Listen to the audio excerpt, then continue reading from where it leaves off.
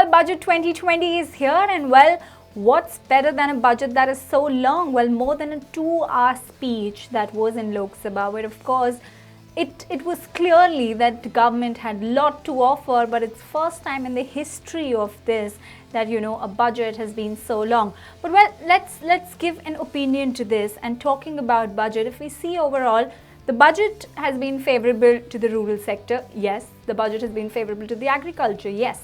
The budget has been favorable to the education and youth, so because I think the budget failed to address job creation to an extent. It did talk about certain kind of internships, it did talk about certain level of jobs that could be created, but did not really address the falling economy that the youth is currently talking about, and then the whole country and the corporates are worried about. So let me just take you around certain important highlights of Budget 2020. To start off, the infrastructure sector, that takes on the top of the list because government has allotted about 1.7 lakh crore for transport infrastructure. Well, that's a big one coming in. For education, government sets about 99,300 crore. Well, that's bringing in a good news for the youth.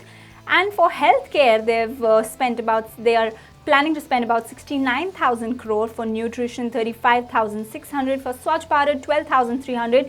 For women, 28,600. For power and renewables, 22,000 crore.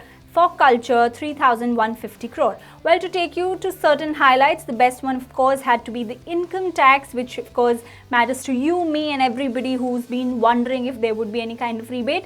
Still confusing, but it's made it that government has come up with new reforms in this, come up with a new tax slab. In fact, they've cut down the previous tax slab. So a person who's earning now between 5 lakh to 7.5 lakh just has to pay 10% of it as tax, while between 7.5 to 10 lakh has to pay 15%, 10 lakh to 12.5 lakh has to pay 20%, and 12.5 lakh to 15 lakh has to pay 25%. That's about a 5 to 10% increase, but the government has also left it optional that if you want to choose it, you can, or you can go with the old regime and the old tax laws also, but you will have to not, of course, follow the exceptions because the new income tax slabs do not have any kind of exceptions.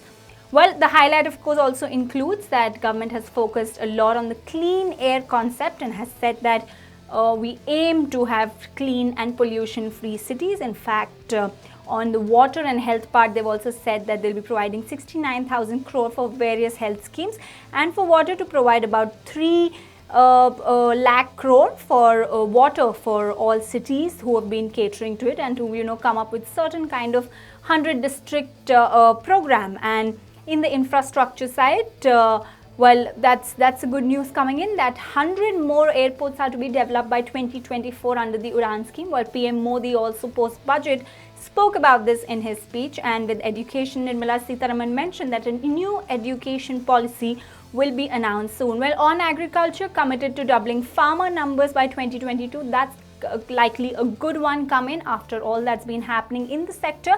And under railway, to plan more Tejas like trains to connect tourist locations. So that's in for budget. What it has missed, of course, to not address the dying economy and to not address the youth jobs part. What it's covered, a lot on water, sanitation, climate change, good deal on education, good one on agriculture, favorable income tax.